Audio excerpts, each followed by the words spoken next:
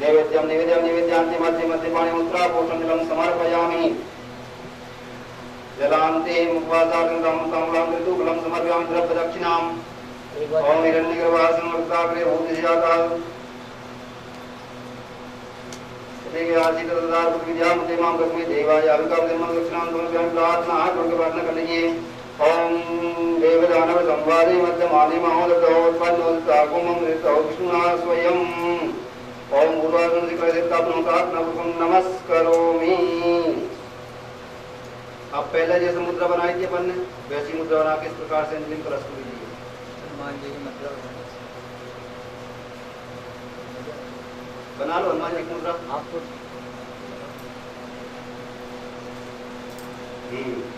ऐसे लगा करके माथे से लगाइए ओम ऐसे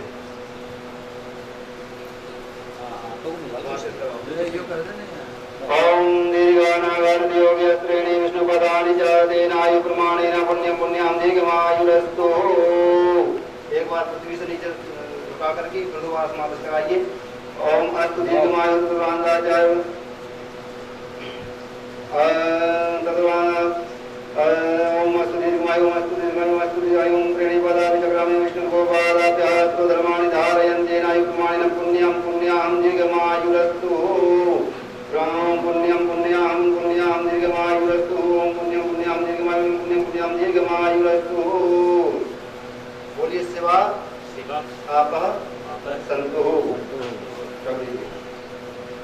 ओम संतु शिवाप ओम संतु शिवाप ओम संतु शिवाप। आप बोलिए, हाँ बैठ जाइए।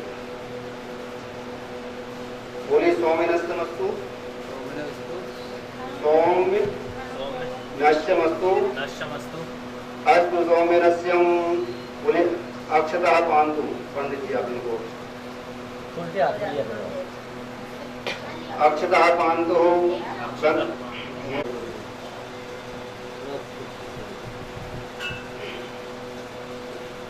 ओम मृगामुद्रायान्तु कल्याणं पुराकृतं श्रीभीषित गन्धर्वस्तु कल्याणं भवन्तु नः। बोलिए भो ब्राह्मणः मया क्रियमाणस्य श्रीमद्भागवत शांति कर्मणः कल्याणं भवन्तु कुर्वन्तु। ओम कल्याणं ओम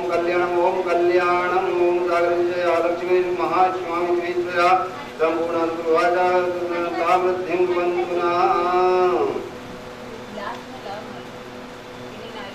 बोली भो ब्राह्मणः मया क्रियमाणस्य श्रीमद् भागवत शांति कर्मणः वृद्धिं भवन्तु कुर्वन्तु। ओम कर्म रिद्ध्यताम् ओम कर्म रिद्ध्यताम् ओम कर्म कृष्ण कन्हैया की अधर धर मुरली बजैया की आरती कृष्ण कन्हैया की।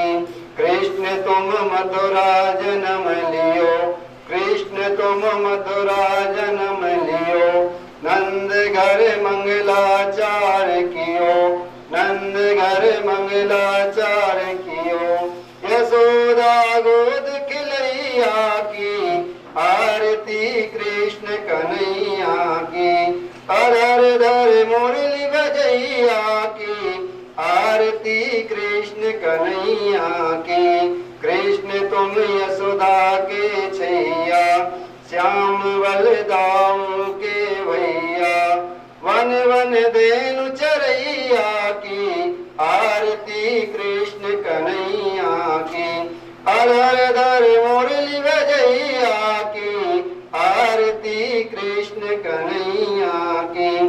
कृष्ण तुम कंसासुर मार्यो श्याम तुम भूमि भार टार्यो कालिया नाग नथैया की आरती कृष्ण कन्हैया की अधर धर मुरली बजैया की आरती कृष्ण कन्हैया की अधर धर मुरली बजैया की आरती कृष्ण कन्हैया की आरती कृष्ण कन्हैया की आरती कृष्ण कन्हैया की। उठ देना और उसमें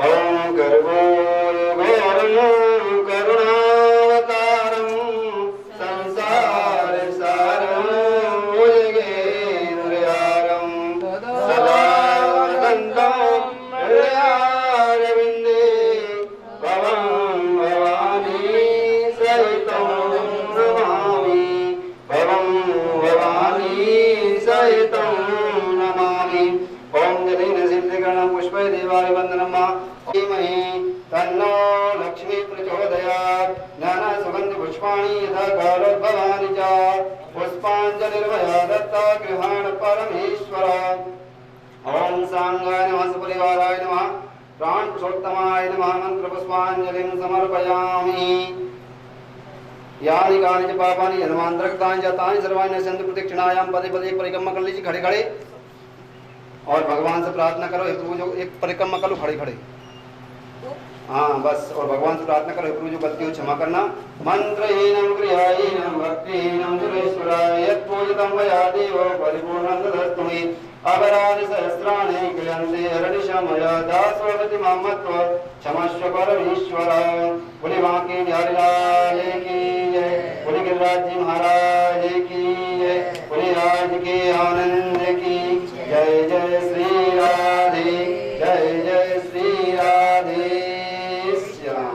पुंडरीकाक्षं मंगलायस्तनो हरिः ओम पुंडरीकाक्षः पुनातो ओम पुंडरीकाक्षः पुनातो ओम पुंडरीकाक्षः पुनातो माम्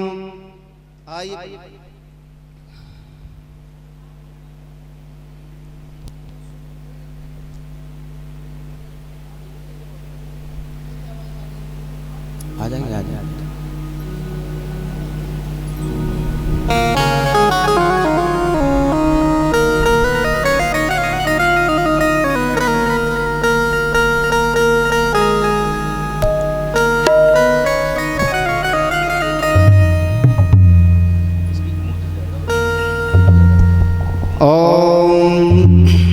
अस्तो वृक्षाल्यः त्राचम्यः ओम केशवाय नमः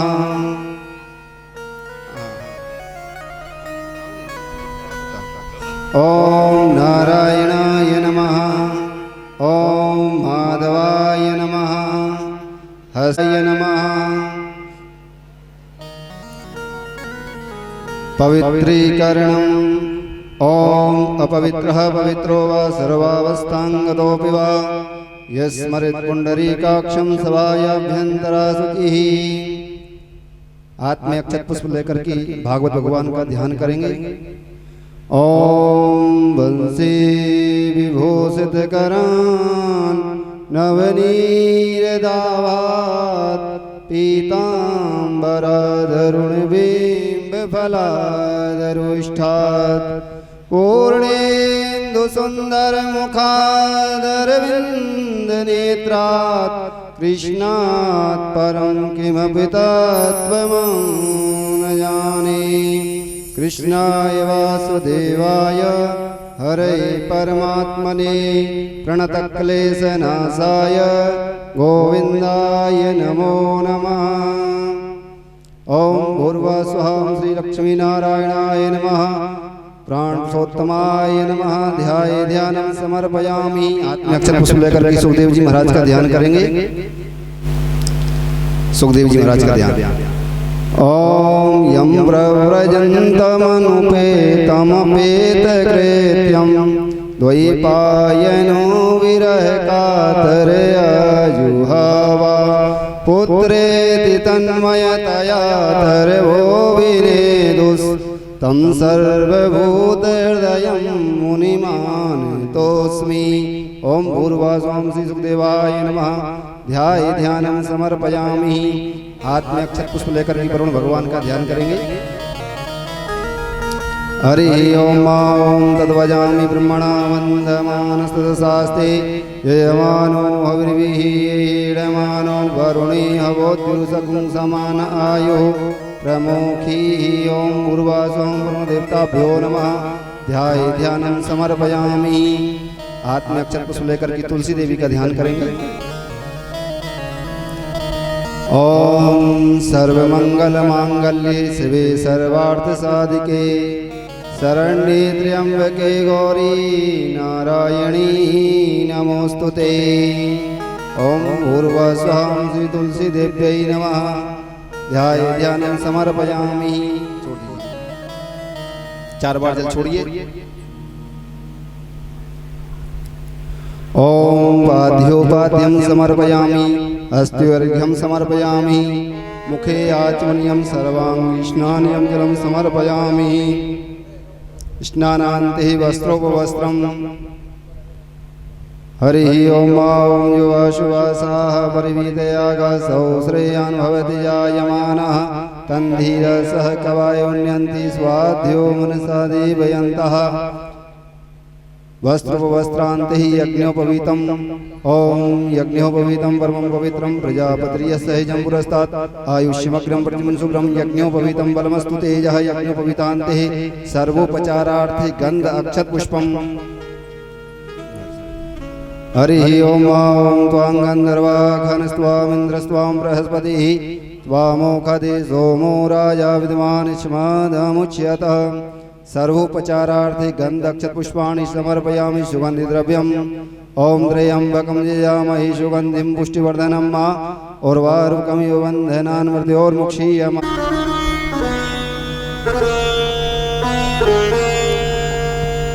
जी बराबर।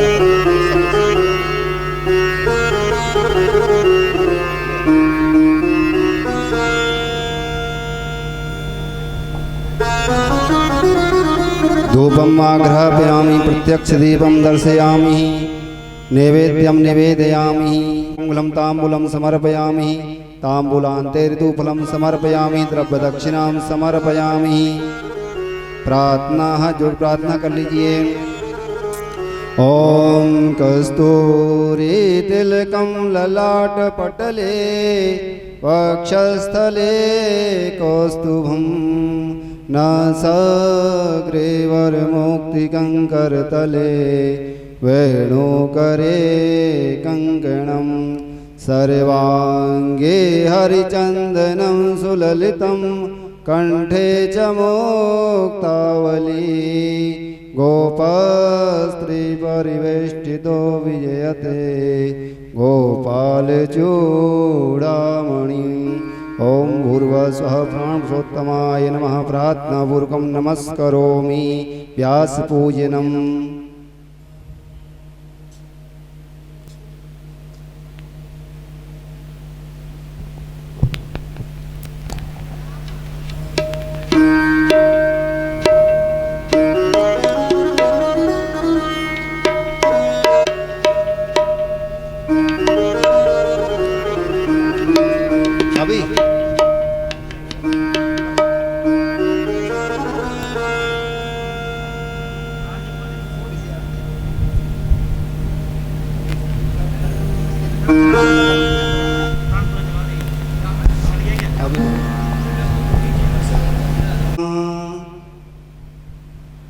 हरिः ओम ओखदिः प्रतिमोदध्वं भगवतीः वृषोपरिः स्व इव सजित्वरेर्वेरोदः परैष्णवा।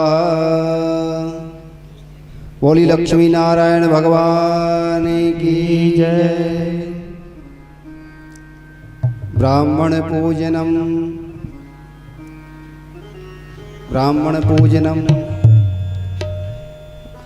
ओम नमो ब्रह्मण्य देवाय गो ब्राह्मण हिताय च जगद्दिताय कृष्णाय गोविंदाय नमो नमः।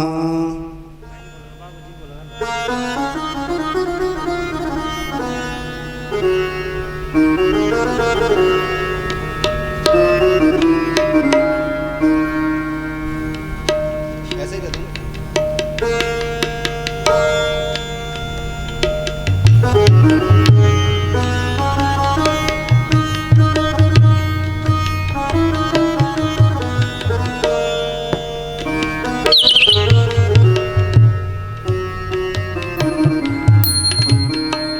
कृष्णाय गोविंदाय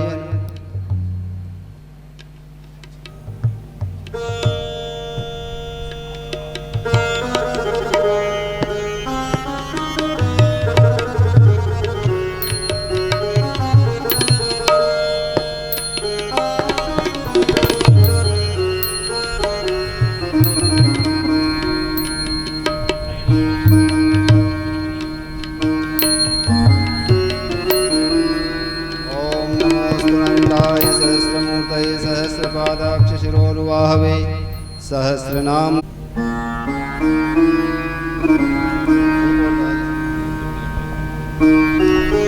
अरिष्टनेमि स्वस्ति नो बृहस्पतिर्दधातु।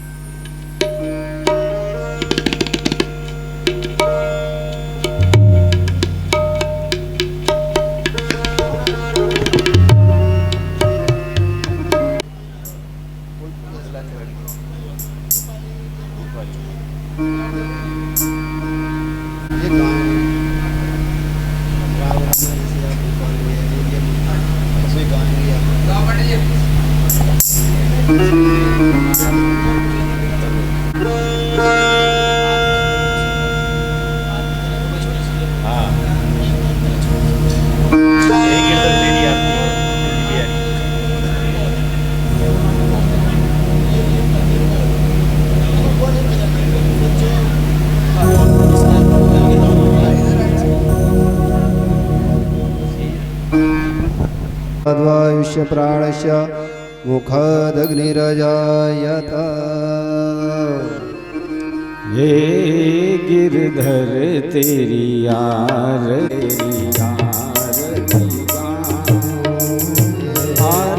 गाऊं मेरे श्याम कोर जाऊं, आरती गाऊं मेरे श्याम कोर जाऊं, श्याम कोर जाऊं तन मन धन वारूं, श्याम कोर जाऊं तन मन धन वारूं। हे गिरधर तेरी आरती गाऊं, हे गिरधर तेरी आरती गाऊं, मोर मुकुट प्रभु शीस पे सोए, गिरिराज धरण तेरी आरती गाऊं, श्याम गिरधर तेरी आरती गाऊं, चरणों से निकली है गंगा, चरणों से निकली है गंगा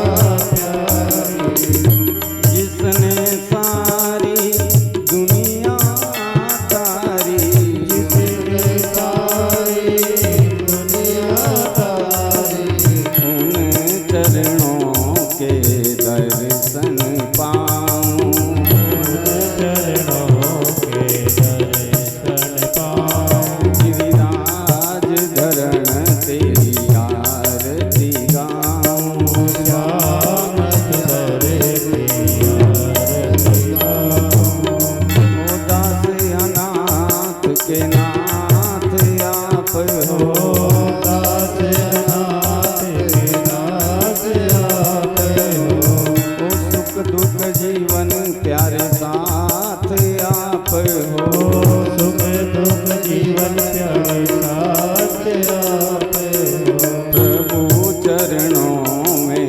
शीस झुकाऊं, प्रभु चरणों में शीस झुकाऊं, गिरिराज धरण तेरी आरती गाऊं, गिरिराज धरण तेरी आरती गाऊं, आरती गाऊं मेरे श्याम कोर जाऊं, आरती गाऊं मेरे श्याम कोर जाऊं, ओ श्याम कोर जाऊं तन मन धन वारूं, श्याम कोर जाऊं तन मन धन वारूं, हे गिरधर तेरी आरती गाऊं, हे गिरधर तेरी आरती गाऊं, बांके बिहारी तेरी आरती गाऊं, बांके बिहारी तेरी आरती गाऊं, तेरी आरती गाऊं,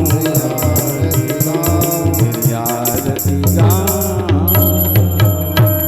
बोले वृंदावन बिहारी लाल की जय। ओम जलेन शीतलीकरणं पुष्पय देवाभिवन्दनम् ओम मा ओम जनेन जन्मय जन्त देवास्तानि धर्माणि प्रथमान्यासन्ना तेहनाकं महिमानः सचन्द्रपूर्वे साध्याः सन्ति देवाः। हरिः ॐ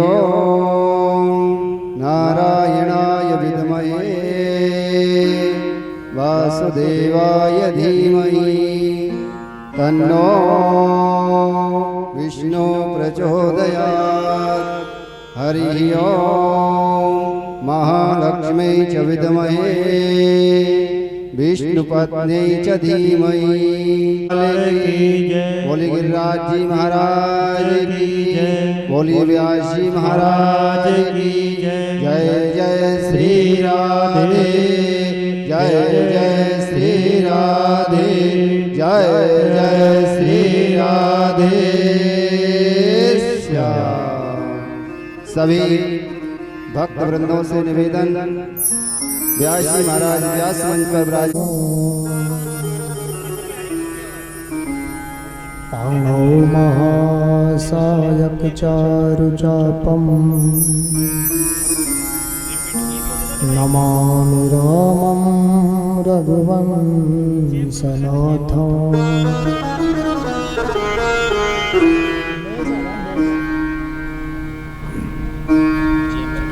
वंशी विभूषितकरार्णवनीरदाभा पीताम्बरादरुणबिम्बफलाधरोष्ठा पूर्णेन्दुसुन्दरमुखादरविन्दनेत्रम्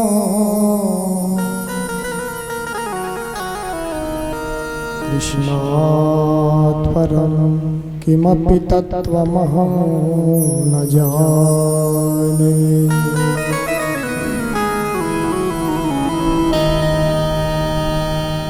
श्रीवेङ्कटेश भगवच्चरणैकनिष्ठम् श्रीवानशैलमुनिवर्य कृपाप्तबोध्यम् नारायणार्यपदपङ्कजचरिका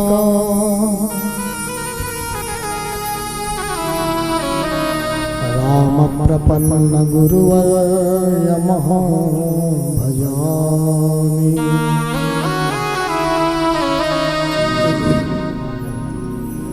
जय जय श्री राधा रमण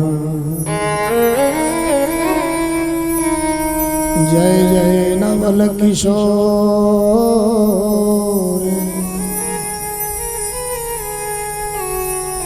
जय गोपी चित चोर प्रभु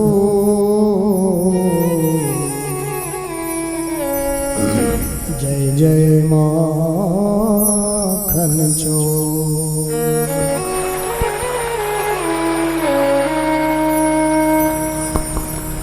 परात्पर अखिलेश्वर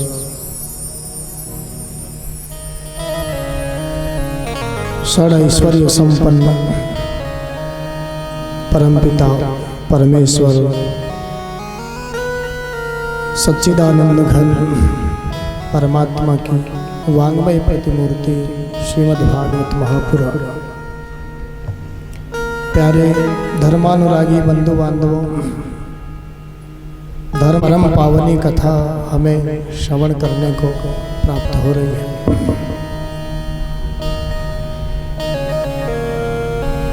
जिस परमात्मा की कृपा से ये पावन कथा, ये शुभ संयोग, पवित्र अवसर जीवन में प्राप्त हो रहा है, सबसे पहले उस परमात्मा को नमन करें। मन और वाणी को पवित्र करने के लिए 2 मिनट हरि नाम संकीर्तन और उसके बाद फिर महात्म्य की कथा।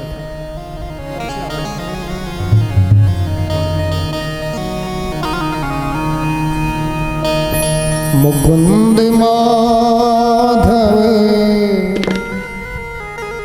गोविंद भो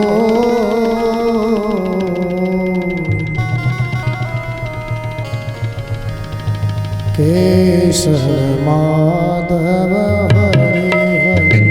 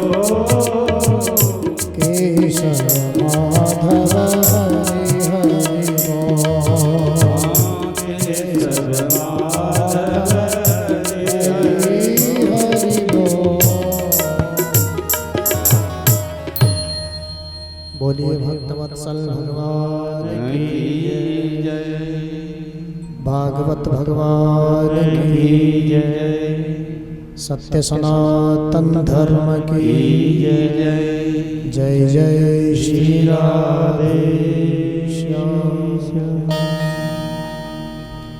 बहुत पावन अवसर परमात्मा की कृपा से आज प्राप्त हुआ है।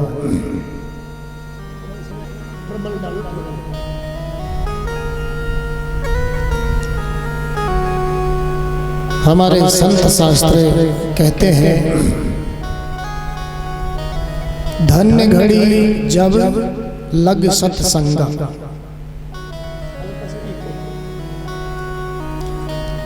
हमारे जीवन का सबसे सुंदर सबसे पावन समय वही है जब हम सत्संग की चर्चा जीवन में प्रारंभ करें।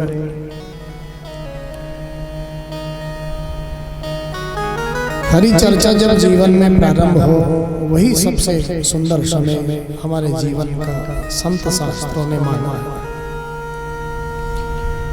जिस परमात्मा की कृपा से ये पावन अवसर आज भाग्योदय से हमें प्राप्त हुआ है। संत शास्त्र तो यहाँ तक वर्णन करते हैं, एक जन्म का पुण्य नहीं, 2, 4, 10, 5 जन्म का पुण्य नहीं, बहुत बहुत जन्मों का पुण्य जब उदय होता है तब जाकर के परमात्मा की चर्चा कहने सुनने को हमें प्राप्त होती है। तो इसमें तो कोई संदेह नहीं है, हम बड़भागी तो है ही सही, क्योंकि अनेक अनेक जन्मों के पुण्य हमारे आज उदय हुए हैं। हम सौभाग्यशाली हैं, बड़भागी हैं, इसमें कोई संदेह नहीं। जिस परमात्मा की कृपा से ये पावन अवसर हमें प्राप्त हुआ है, आइए भागवत के महात्म्य को हम श्रवण करें। महात्म्य का सरल अर्थों में हम अर्थ समझें तो महात्म्य का मतलब महिमा। भागवत जी की महिमा क्यों सुनी जाती है, भागवत जी कैसे सुनी जाती है, किस किस ने पहले इसको सुना और किस किस को मुक्ति मिली, ये सारी की सारी बातों को हम भागवत जी की महिमा में श्रवण करेंगे। आइए जिसकी कृपा से ये अवसर मिला है उस परमात्मा को सबसे पहले नमन करें, प्रणाम करें। सच्चिदानंद रूपाय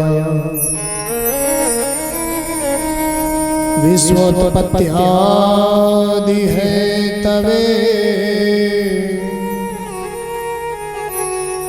तापत्रय विनाशाय श्री कृष्णाय वयं नमः।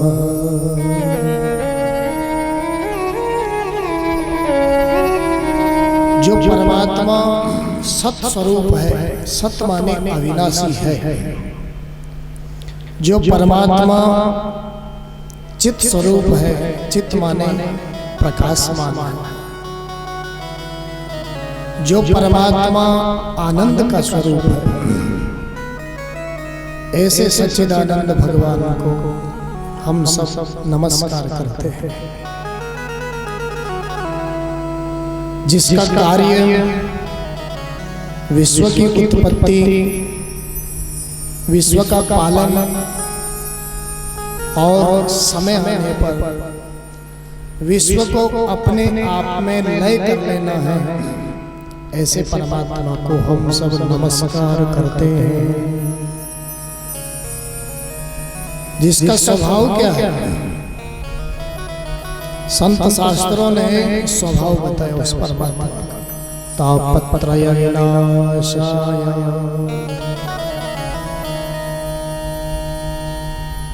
आज सारी दुनिया में जिसको देखो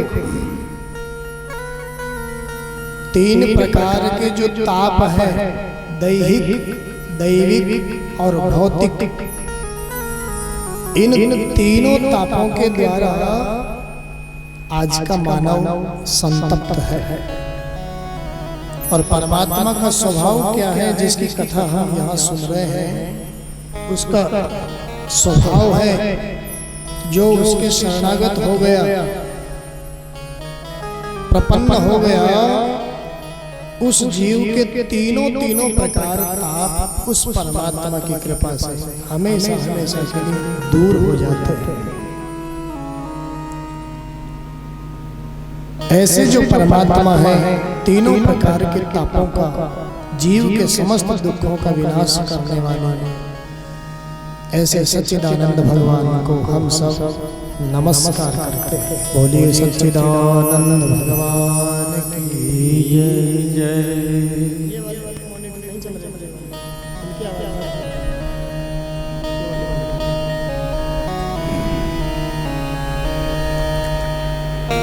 सुखदेव भगवान को भी हम सब नमस्कार करते हैं, जिनकी कृपा से ये भागवत की कथा जन जन में प्रचारित हुई। परीक्षित महाराज के माध्यम से सुखदेव भगवान को भी हम नमस्कार करते हैं। यम प्रव्रजन्तमनुपेतमपेत कृत्यम् द्वैपायनो विरह कातरया जुहाव पुत्रेति तन्मयतया तलमोभिनेदो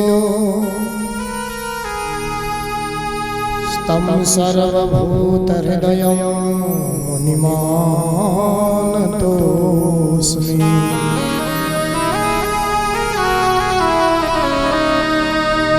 जिन सुखदेव जी महाराज का कोई संस्कार ही शेष नहीं है, या फिर हम कहें कोई संस्कार होना जरूरी ही नहीं है, जन्म लेते ही परिव्राजक बन चुके, जन्म लेते ही माता पिता को प्रणाम करके वन की ओर प्रस्थान किए श्री हरि का भजन करने के लिए। विरह से कातर होकर के व्यास जी महाराज ने तो लौटाना चाहा उनको, लेकिन लौट करके नहीं आए सुखदेव जी महाराज, और उनकी तरफ से वृक्षों ने ही उत्तर दिया। सर्वभूत हृदय होने के कारण ऐसे सुखदेव भगवान को भी हम सब इस कथा के प्रारंभ में नमस्कार करते हैं। बोलिए सुखदेव भगवान की जय। हमारे इस भारत भूमि में जैसे आप लोग यहाँ पर बैठे हैं, वैसे ही नैमिषारण्य की परम पावन भूमि है, परम पवित्र क्षेत्र है। 88,000 महात्मा इस भूमि पर आकर के विराजमान। सबने मन में सुंदर संकल्प लिया है, हम 1000 वर्ष तक श्री हरि की पावन चर्चा कथा सुनना चाहते हैं। जैसे आप लोगों ने संकल्प लिया है, भगवान श्री कल्याण जी महाराज के चरणों में यहाँ विराजमान होकर के हम 7 दिन की पावन कथा श्रवण करेंगे। ठीक वैसे ही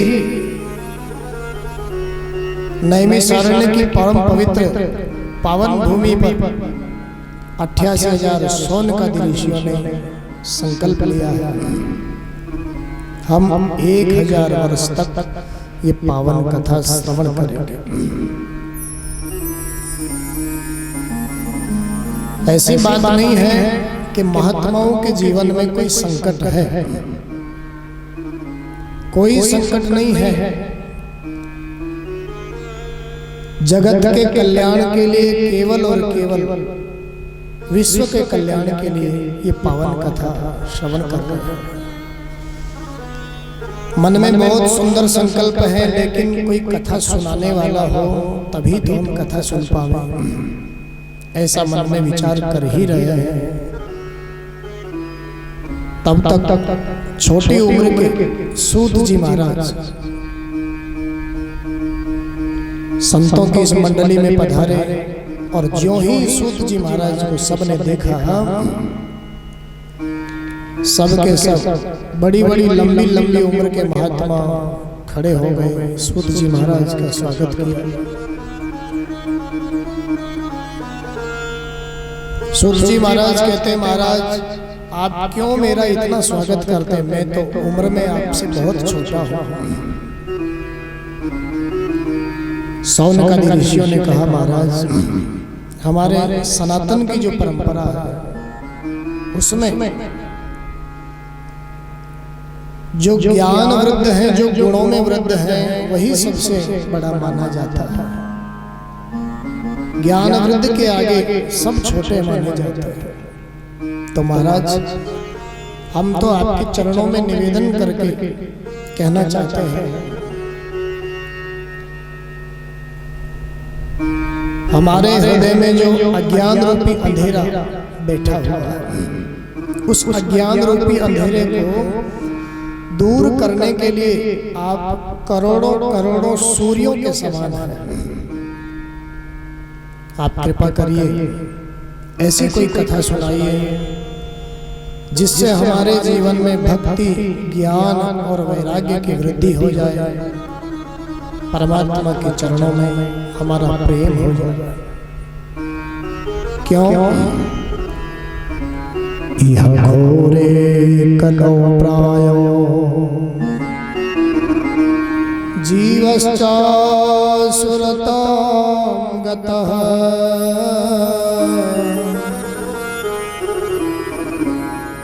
क्लेशाक्रान्तस्य तस्यैव शोधने किं परायणम्।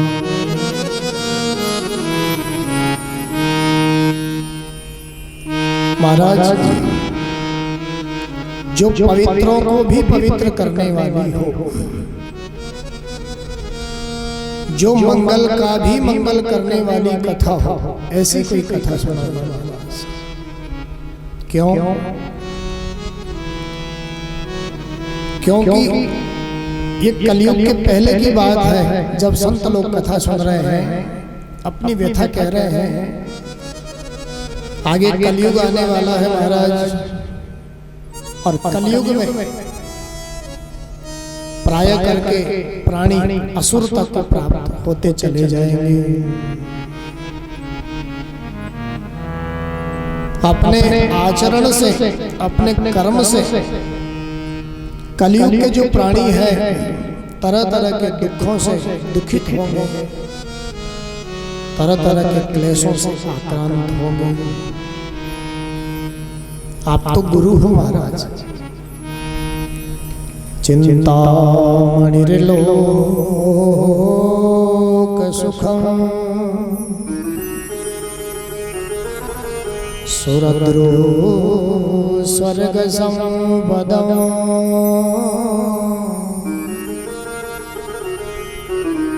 प्रयच्छति गुरुः प्रीतो वैकुंठं योगी दुर्लभम्।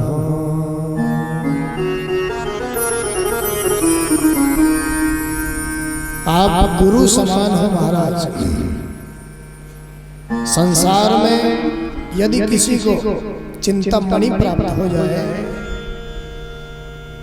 तो उस मणि की पूजा करने से वो मणि ज्यादा से ज्यादा उस व्यक्ति को स्वर्ग के सुख, लौकिक सुख प्रदान कर सकती है। कल्पवृक्ष की प्राप्ति कदाचित किसी को यहाँ पर हो जाए तो वह कल्पवृक्ष भी ज्यादा से ज्यादा स्वर्ग के सुख उस व्यक्ति को प्रदान कर सकता है। लेकिन सामर्थ्यवान सद्गुरु की प्राप्ति जिसको जीवन में हो जाए तो यहाँ कह रहे हैं सोनकादि ऋषि, प्रयच्छति गुरु प्रीतो वैकुंठम योगी दुर्लभम्। समर्थ सद्गुरु, सामर्थ्यवान सद्गुरु जीवन में प्राप्त हो जाए तो दुर्लभ जो वैकुंठ है, मोक्ष है, परमात्मा के चरणों तक वह सद्गुरु हमें पहुंचा सकता है। बोलिए सद्गुरुदेव भगवान की जय। सूत जी महाराज तो आनंदित हो गए, गदगद हो गए इस पावन कथा को सुनाने के लिए और कहने लगे, भैया आपने जगत कल्याण के लिए बहुत सुंदर प्रश्न किया, मैं आपको जरूर कथा सुनाऊंगा, लेकिन उस कथा को हमें सावधान होकर के श्रवण करना है। क्यों किया सावधान सूत जी महाराज ने? हम किसी को साधारण वस्तु सौंपते हैं तो सावधान करने की कोई आवश्यकता नहीं होती है। कोई बात नहीं, साधारण चीज है, मिट जाएगी तो और ले लेंगे और खरीद लेंगे, कोई खास बात नहीं है। लेकिन अगर किसी को बहुमूल्य वस्तु सौंपते हैं तो उससे पहले उसको बहुत बार समझाते हैं, सावधान करते हैं, अरे भैया संभाल के रखना, संभाल के ले जाना, दुर्लभ चीज है, बहुमूल्य है। धीरे में जल्दी हो रहा है।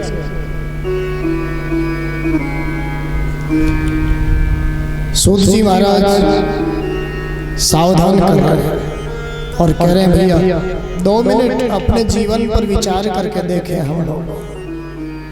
काल व्याल मुख ग्रास त्रास निर्णास हे तवे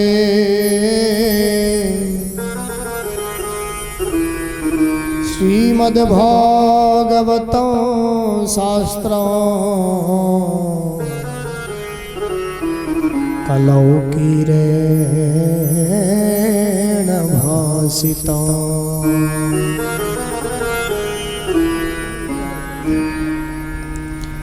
सूत जी महाराज कह रहे हैं भैया अपने जीवन पर हम यदि नजर डाल करके देखें, दृष्टि डाल करके देखें, क्या है हमारा जीवन। बहुत बड़े अजगर सांप ने अपना मुख खोला हुआ है और उस अजगर सर्प के मुंह में हम सब बैठे हुए हैं। बहुत ध्यान से समझने की बात। बहुत बड़े अजगर सांप ने अपना मुंह खोला हुआ है और उस अजगर सर्प के मुंह में हम सब बैठे हुए हैं और उस अजगर सर्प के मुंह में बैठे बैठे हम नई नई बड़ी बड़ी लंबी लंबी योजनाएं बना रहे हैं। कल ऐसा करेंगे फिर ऐसा हो जाएगा, परसों ऐसा करेंगे फिर ऐसा करने से ऐसा हो जाएगा। बड़ी बड़ी योजनाएं बड़े बड़े प्लान हम बना रहे हैं, लेकिन विचार तो करो कहाँ बैठ कर के हम ये सब योजनाएं बना रहे हैं। अजगर सर्प के मुंह में बैठ कर के हम ये सब योजनाएं प्लान कर रहे हैं। हमने कभी सोचा है हमारा जीवन सुरक्षित कब तक है? जब तक वह अजगर सांप अपना मुंह बंद नहीं कर लेता तब तक हम सुरक्षित है, और ज्यों ही उसने अपना मुंह बंद किया, हमारा राम नाम सत्य है। बोलिए भक्तवत्सल भगवान की जय। तो भैया हम बड़ी बड़ी योजनाएं बनाते हैं, ऐसा करेंगे ऐसा करेंगे ऐसा करेंगे। इस करेंगे करेंगे के चक्कर में हम भूल जाते हैं कि हम मरेंगे भी। राजा सूत जी महाराज कहते हैं सोनकादि ऋषियों से, हे महात्मन आपने बहुत सुंदर प्रश्न किया। जगत कल्याण का प्रश्न है। सूत जी महाराज कहते हैं, हे महात्माओं मैं आपको जरूर परम पावन भागवत की कथा है श्रवण कराऊंगा। ये ऐसी दुर्लभ कथा है, कभी कभी यह देवताओं को भी प्राप्त नहीं हो पाती, मनुष्यों की तो कौन कहे। ये ऐसी कथा है। ऐसा वर्णन है परीक्षित महाराज को जब 7 दिन में मरने का सांप लगा तो देवराज इंद्र स्वर्ग के अमृत का कलश लेकर के देवताओं के साथ में वहां पधारे। सुखदेव जी महाराज को प्रणाम किया, नमन किया और कहा, महाराज परीक्षित महाराज को 7 दिन में मरने का सांप लगा है, हम स्वर्ग से ये अमृत लेकर के आए हैं, ये अमृत आप इनको पिला दीजिए, इससे ये अमर बन जाएंगे, मरेंगे नहीं। और आपका ये जो कथा रूपी अमृत है, ये कथा रूपी अमृत आप हमको पिला दीजिए, क्योंकि हमारे स्वर्ग में ये अमृत उपलब्ध नहीं है। करना कुछ नहीं है, केवल आपको विनिमय करना है, अदला बदली करनी है। सुखदेव जी महाराज ने हंस करके कहा, क्व सुधा क्व कथा लोके क्व काचा क्व मणिर्महा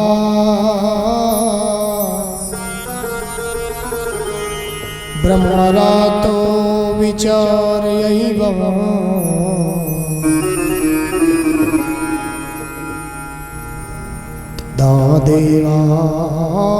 जहाँ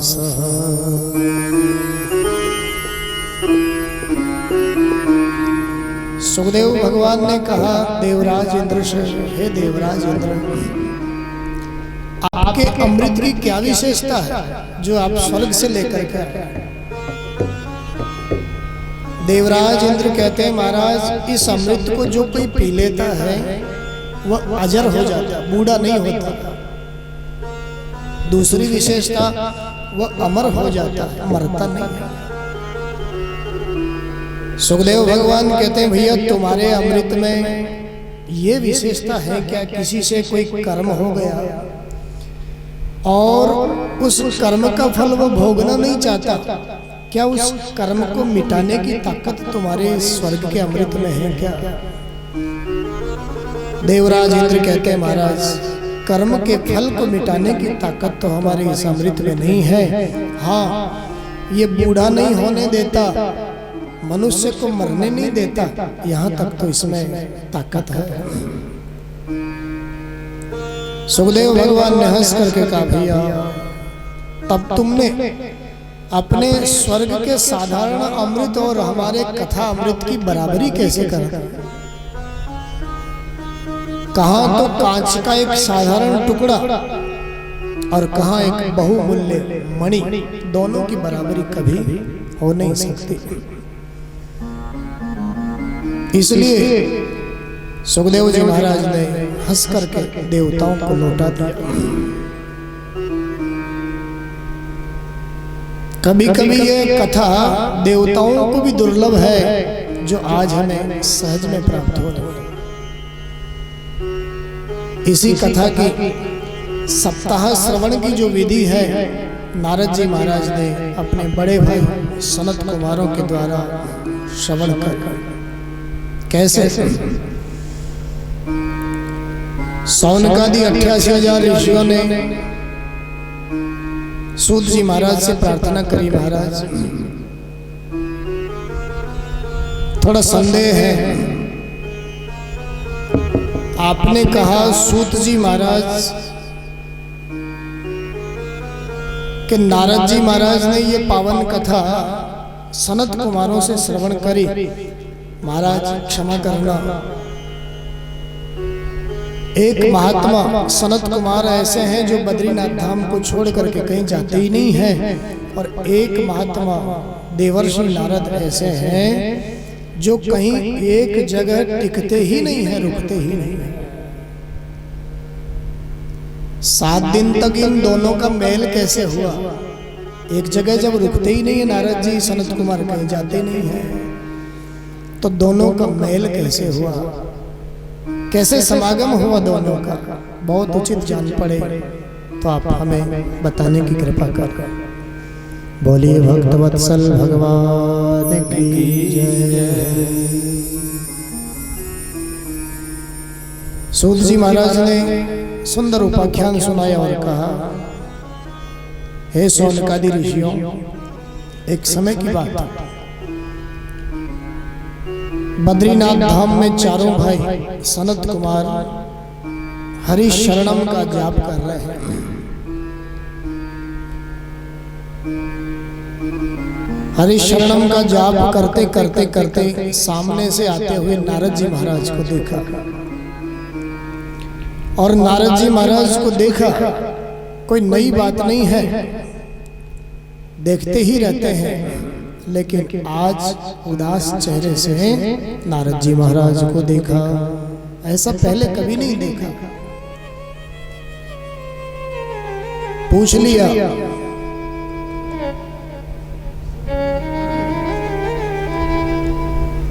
आज नारद जी महाराज को सनत कुमार, कथम ब्रह्मन् दीन मुख कुतश्चिंता तुरो भवा,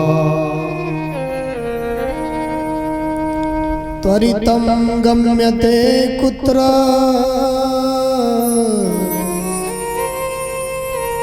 कुतश्चागमनं तव।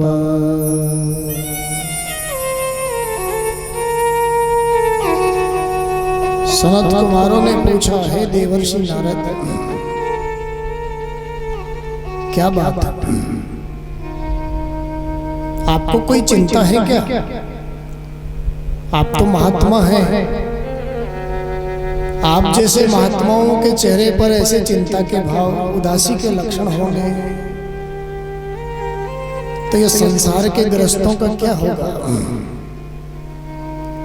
आप जैसे हरि की शरण में रहने वाले संतों को ये चिंता शोभा नहीं देती।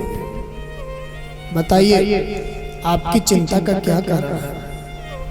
नारद जी महाराज ने अपनी आप बीती सूत जी महाराज कहते हैं सनत कुमारों को बताया और कहा, हे भाई जी, आप मेरी चिंता का कारण जानना चाहते हैं तो सुनिए, मैं आपको अपनी चिंता का कारण बताता हूँ।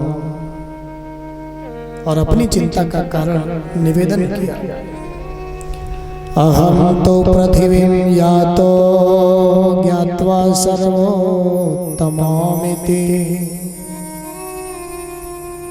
पुष्करं च प्रयागं च काशीं गोदावरीं तथा।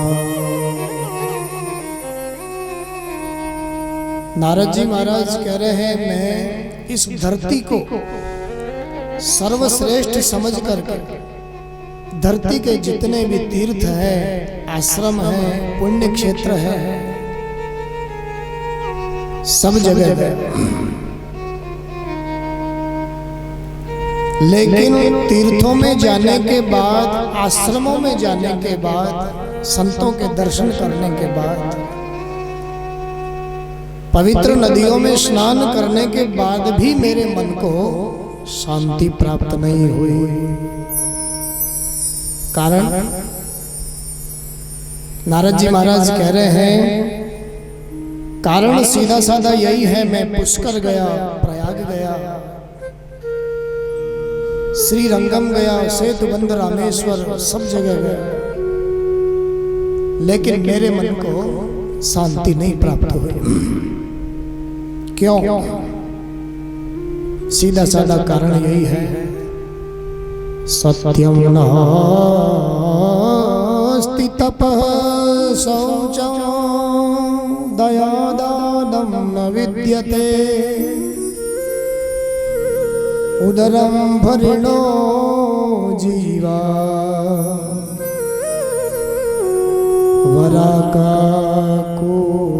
वराकाकूटभासिनः।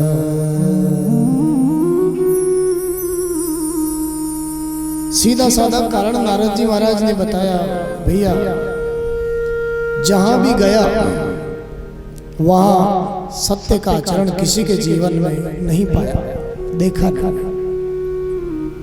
देवर्षि नारद क्यों दुखी हुए, बहुत समझने की बातें हैं इस कथा में। जहां भी गया सत्य का आचरण कहीं दिखाई नहीं दिया, यही दुख का कारण।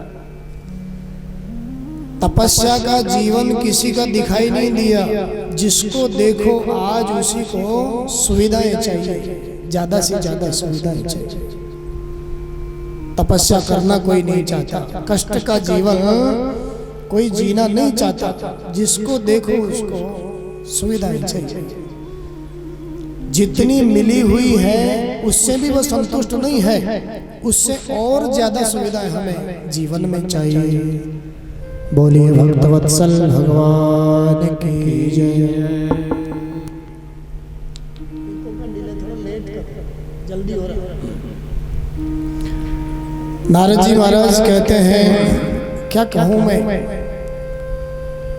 पवित्रता का किसी का जीवन मुझे दिखाई नहीं देता है। जिसको देखो पवित्रता की बात अगर करी जावे तो सब यही कहते हैं, अरे महाराज क्या फर्क पड़ता है, मन पवित्र होना चाहिए ना, क्या फर्क पड़ता, बाहर की पवित्रता से क्या फर्क पड़ता। संत शास्त्रों के अनुसार अगर देखा जाए बहुत फर्क पड़ता। जब तक बाहर की पवित्रता जीवन में नहीं आती है, भीतर की पवित्रता कैसे आएगी? तो नारद जी कहते हैं भैया पवित्रता का जीवन दिखाई नहीं दिया किसी का, धरती पर सब जगह गया लेकिन पवित्रता क्या कहूं मैं, लोग खड़े खड़े भोजन कर रहे हैं। नारद जी कह रहे हैं मैंने तो ऐसा देखा इस दुनिया में जूते पहन करके भोजन कर रहे हैं। बैठना दूर की बात, प्राचीन समय के कथा में वर्णन आएगा, हमसे अच्छे तो प्राचीन समय के असुर लोग बढ़िया थे, दानव लोग बढ़िया थे। जब वो भी भोजन करने बैठते थे भगवान को अर्पण कर कर, जो भी उनका इष्ट होता था, ब्रह्मा शिव नारायण से तो उनकी दुश्मनी रहती थी, लेकिन ब्रह्मा शिव जो भी उनके इष्ट रहते थे अर्पण करके आसन लगा करके हाथ पांव धो करके फिर भोजन करते थे। आज के मानव को देखिए आप, नारद जी महाराज कहते हैं एक दूसरे का झूठा खाने में तो कोई शर्म संकोच उनको है ही नहीं, खड़े खड़े भोजन कर रहे हैं। वहां तक भी ठीक है, जूता पहन करके भोजन कर रहे हैं। पवित्रता का जीवन नष्ट हो गया। नारद जी महाराज कहते हैं दया का भाव किसी का दिखाई नहीं देता, केवल अपना काम बनना चाहिए, उसके पीछे किसी को कष्ट हो तो हो, हमें कोई लेना देना नहीं है। हमारे स्वार्थ की सिद्धि के लिए यदि किसी का गला कट रहा हो, कटने दो, हमें क्या फर्क पड़ता है।